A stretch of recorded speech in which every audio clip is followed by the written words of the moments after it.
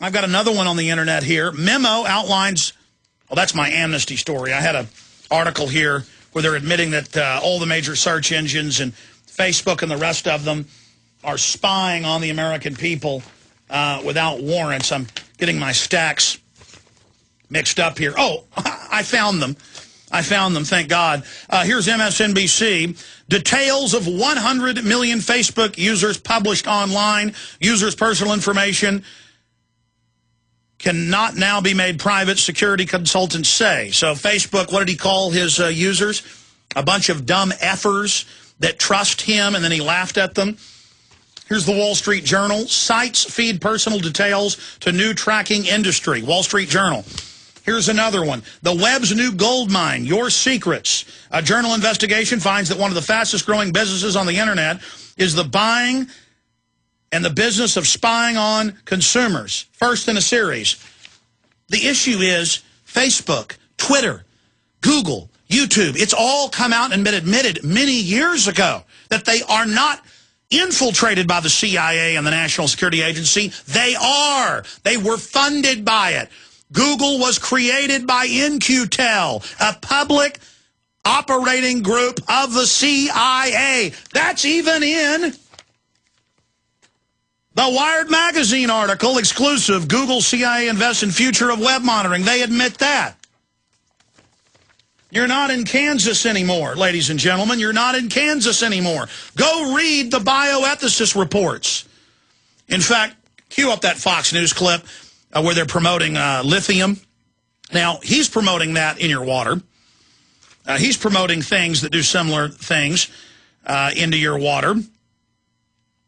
Adderall, Ritalin, and a bunch of other hardcore antipsychotics and psychotropics.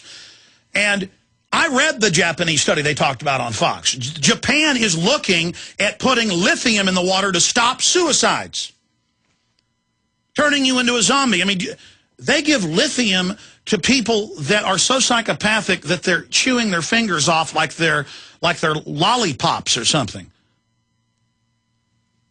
Antipsychotics in the water. You guys have that piece queued up?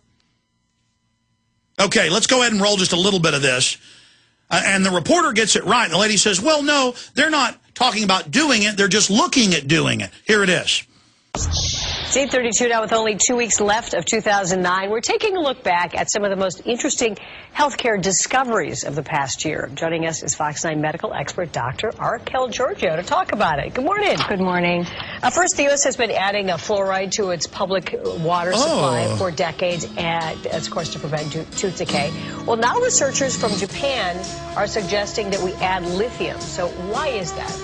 Well, they're actually not suggesting it, but they're certainly looking into it. Lithium is a medication that in prescription doses treats mood disorders in people with bipolar disorder. By the way, they already add lithium.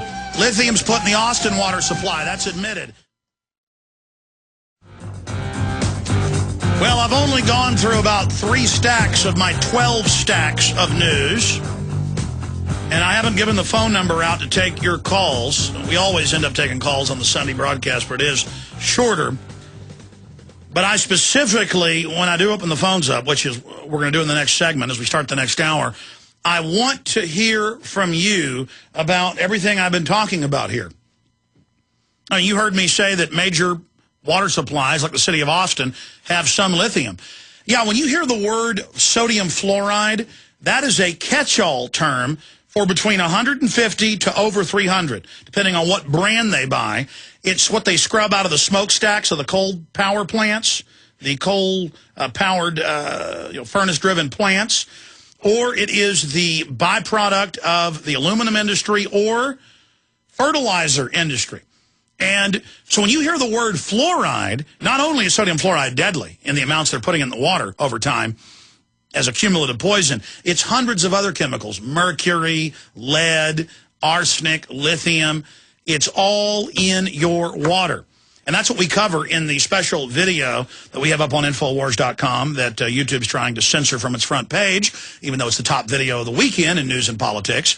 Would have probably been the overall #1 if they wouldn't have done that, and that's why they blocked it. But it's still there. You just got to find it. Food, the ultimate secret exposed because we show mainstream government documents and articles where they admit the fertilizer they spray on the crops is full of heavy metals like lead and mercury. And then the plants draw that out of the soil, and that's why most of the produce you eat now is full of poison.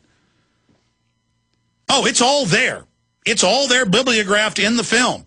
15-minute film. Is your health worth it? You think you know what's in there? You need to find out. It's also posted in super high quality in one piece at prisonplanet.tv.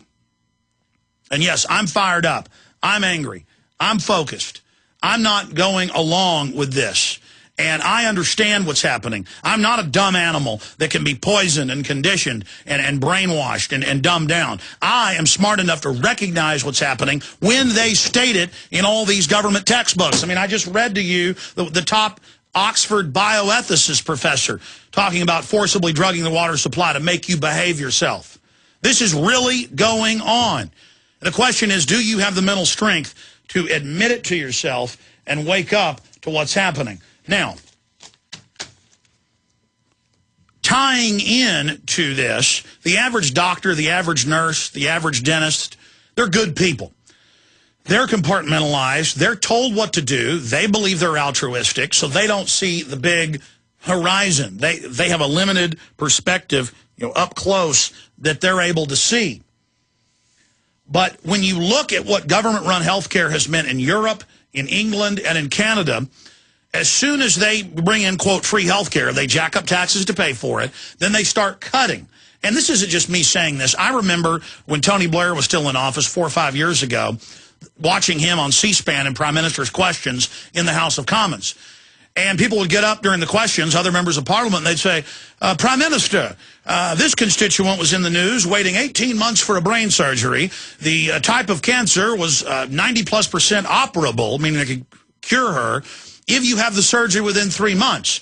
But she waited 18 months and died. And Tony Blair stands up and says, yes, I'm fully aware of that case, and we're working to fix it and do everything we can. So more and more of the British GDP goes to the National Health Service as the care is lowered. Oh, yeah, they graduate lots of doctors in Cuba. But when you have a heart attack, they literally give you an aspirin. Or when you start going blind, they say, well, you're 65. You should be going blind. Here's a cane.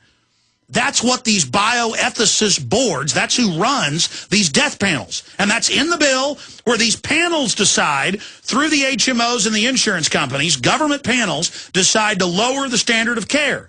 And they say, oh, we're just getting rid of some useless test. Well, here it is. Axe falls on National Health Service. Here we are about 5 years after I saw that Tony Blair piece where they were just listing person after person. This person had a broken leg, waited 4 months to have it fixed. This person waited 1.5 years to have surgery and died. On and on and on. Axe falls on National Health Service. NHS bosses have drawn up secret plans for sweeping cuts to services with restrictions on the most basic treatments for the sick and injured, like broken legs or cancer.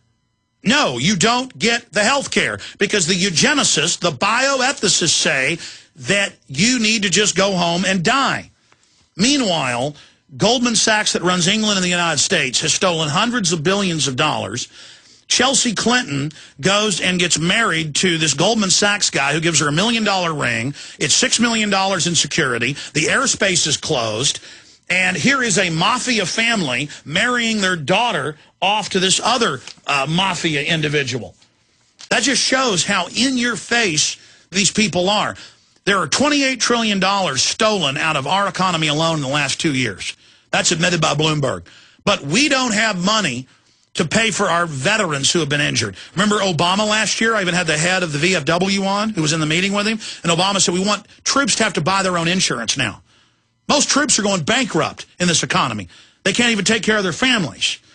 Bloomberg reported on Thursday, we covered this a lot here on air, that all of the top insurance companies are now not paying the insurance money to dead widows of servicemen. They're just keeping the money. See, I mean, the sky is the limit for this criminality.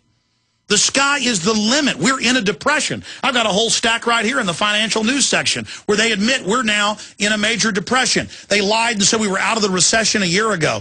This is a designed economic implosion. But listen, a quiet wedding, Chelsea, Dream On, with 500 guests, 3.2 million pounds, that's about $6 million, bill, and even a flight ban above the venue that was never going to happen. And it goes on. The groom is one of 11 biological offspring of a pair of former Democratic House members. And then it goes on to say the Goldman Sachs guy she married, his father, is serving 5 years in prison, federal prison, for a $10 million fraud scheme. Look at Bernie Madoff that swindled $100 billion from people or more. He's founded the NASDAQ. These are criminals. The sky's the limit. And you look at who Goldman Sachs funds, they fund all the eugenics movements, all the carbon taxes. They are waging war against the real economy. They want to bankrupt you and then make you submit to government collectivization so they can transfer all your wealth to them. They want you to be poor as a political weapon so that you're so poor you can't organize against them. This is all stated. It makes me so sick to read about these people. Okay, continuing here. Continuing with key information, it is so absurd, it is so ridiculous that Mexico has some of the most draconian anti-immigrant laws in the world. They catch Guatemalans coming in, they put them between 6 months and 2 years in forced labor, outdoor camps. You can just search the term, Mexico admits they abuse immigrants. In fact, search that term. I mean, Americans that they catch down there, they beat up, they rob you, they run your credit score, they find out how much money your family's got, they demand hundreds of thousands of dollars. Everybody knows about this. Nobody's whining about that. And then Arizona simply says, if we pull you over for drunk driving or speeding and you don't have ID and you're an illegal alien, we're going to take you to jail. And the treacherous feds come and block that, and Obama tells Senator Kyle that he wants the crisis to get worse to force through amnesty, which is total legalization. Now, what happened over the weekend? Men run onto City Field with Mexican flags, chanting Mexico, Mexico as part of a protest. Why do so many of these illegal aliens see themselves as being from Mexico? They don't want to be Americans. That's the big issue. Remember San Francisco? There were, 6 kids sent home. 4 of them were Hispanic for wearing American flags. The illegal aliens that run the school are so upset by the American flag that the school sent them home. See, that's what we're talking about with globalization. These offshore banks teamed up with a third world collapsed nation with highly nationalistic people who lost wars with the United States. Mexico did. And that's how they protest, is taking over the field with Mexican flags. The country's going bankrupt. 46 states on the verge of bankruptcy, Bloomberg reports, as well as AP.